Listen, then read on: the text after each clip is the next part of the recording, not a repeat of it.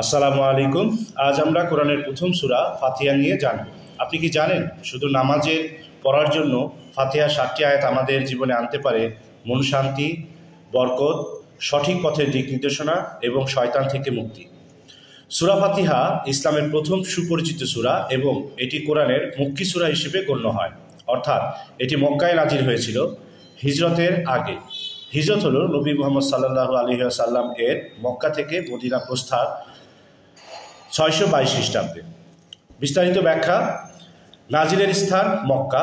সূরা ফাতিহা মূলত মক্কার মুসলমানদের জন্য নাজিল হয়েছিল যখন নবী মুহাম্মদ সাল্লাল্লাহু আলাইহি ওয়াসাল্লাম প্রাথমিকভাবে ইসলাম প্রচার শুরু করেছিলেন।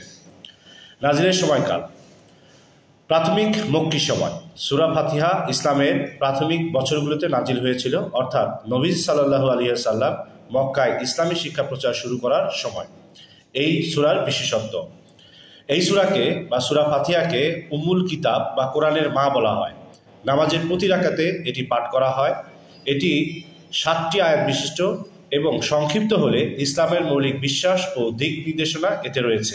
চলুন এক নজরে দেখি ফাতিহার মহত্ব।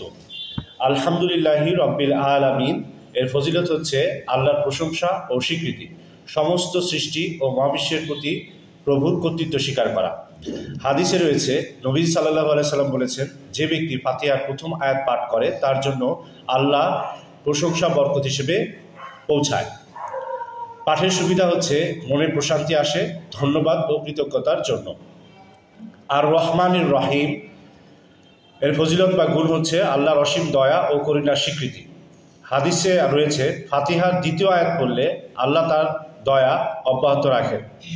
এর পাঠের সুবিধা হচ্ছে রোগ মুক্তি ও উদ্বেগ হ্রাস এবং দয়ার প্রার্থনা।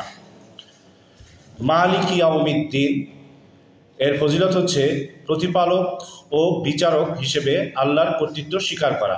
হাদিসে রয়েছে যে ব্যক্তি এই আয়াত পাঠ করবে আল্লাহ তাকে আখিরাতের সঠিক পথ দেখাবেন। এর গুণ বা সুবিধা হচ্ছে ন্যায় ও সঠিক বিচার কামনা, আখিরাতের হেদায়েত। ইয়াকা না'বুদু ওয়া ইয়াকা নাস্তাঈন এর ফজিলত হচ্ছে শুধুমাত্র আল্লাহর ইবাদত এবং সাহায্য প্রার্থনা। হাদিসে রয়েছে নবী সাল্লাল্লাহু আলাইহি সাল্লাম বলেছেন, এই আয়াত পাঠ পড়া হলো নামাজের মূল। এর সুবিধা হচ্ছে একত্ববাদ, নামাজের সম্পূর্ণতা ও সাহায্য প্রার্থনা। ইহদিনাস সিরাতাল মুস্তাকিম এর ফজিলত হচ্ছে সঠিক পথ প্রদর্শনের দোয়া। হাদিসে রয়েছে ফাতিহার এই আয়াত পাঠ করলে ব্যক্তি ভুল পথ থেকে রক্ষা পায়। এর সুবিধা হচ্ছে জীবন ও আমলকে সঠিক পথে পরিচালনা করা।